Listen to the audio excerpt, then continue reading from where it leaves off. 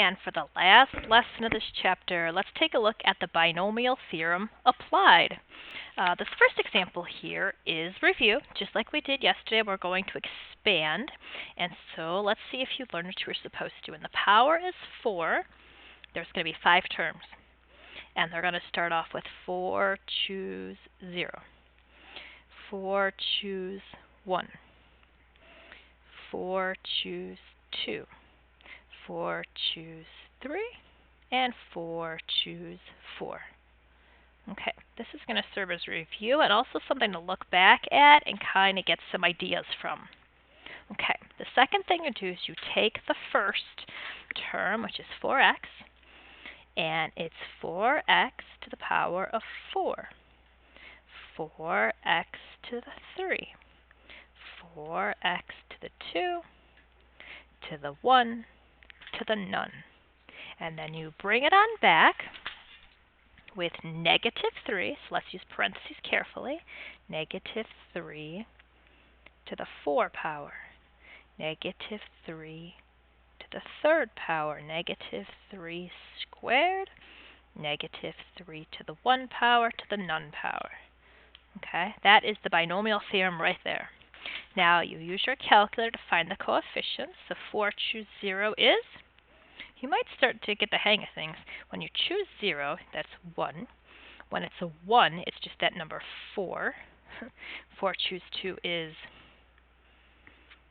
6. Good. 4 choose 3 is 4, and that's going to be a 1. Okay, put my plus signs in here. All right, next we're going to take 4x. The 4 is going to get the 4 power as well as the x. 4 to the 4th power is 256x to the 4th. 4 cubed is 64x cubed. This is going to be 16x squared times 4x. Okay. And the negative 3s? Negative 3 to the 4th power is 81. This is negative 27. Negative squared is a 9, positive 9, and a negative 3. So survey says 256x to the 4th minus 768x to the 3rd plus 864x squared minus 432x plus 81. That is the binomial theorem. Okay, now that we did an example, we can look back for some things. If you have something like this to the 10th power and there'd be 11 terms, this would be huge. This is way too much work. They only want 1 term. They only want 1 term, so we don't have to find all 11. So we are going to do this the faster way. Okay, a couple of things you should notice right away. When it's to the 10th power, it's going to be 10 choose something. Okay. Other things you should know right away. The first term here is 2x. It's going to be 2x parentheses to some sort of power. And the other term, positive 5y to some sort of power. Okay? So let's see. It says x to the 3rd, y to the 7th.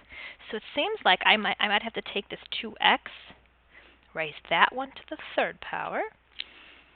The 5y quantity is going to need the 7th power. The only thing we have to figure out is what the 10 choose something number is.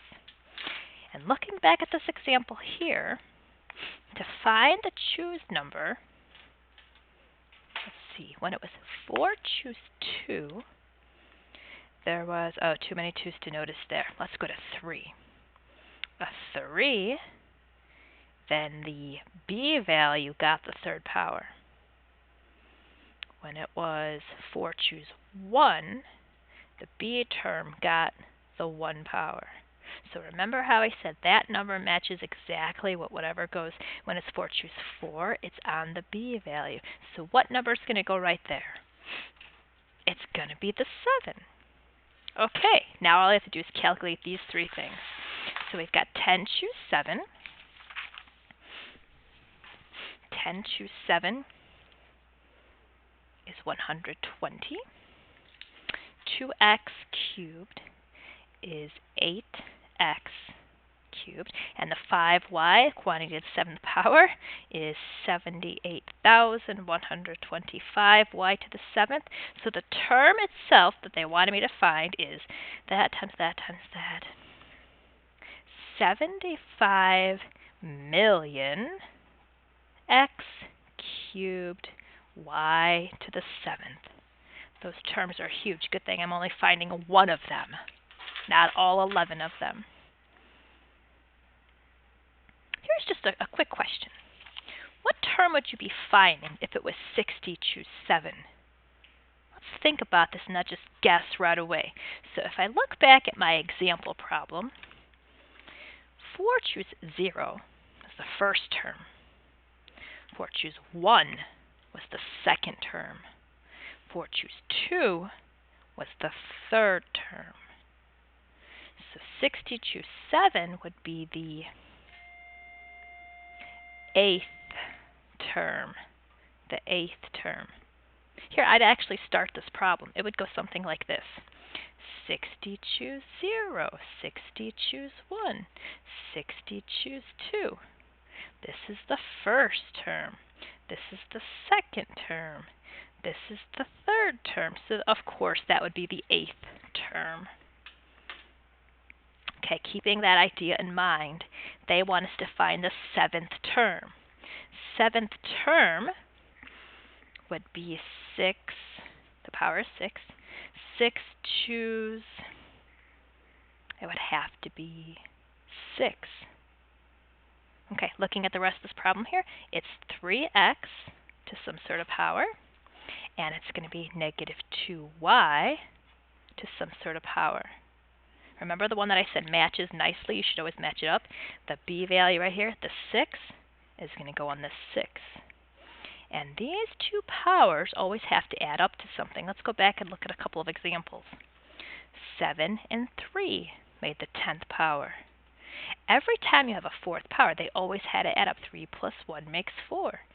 2 plus 2 makes 4. 1 plus 3 makes 4. These two powers need to add up to 6. So this exponent must be a 0. 6 choose 6 is 1. Quantity to the 0 power makes 1. And negative 2 to the 6th power is positive 64 y to the 6th. So the 7th term would be 64 times y to the 6th. Okay, now the video is going to be ending here, but I need you to turn the page and try the next page of examples and bring them to class with you. Thank you.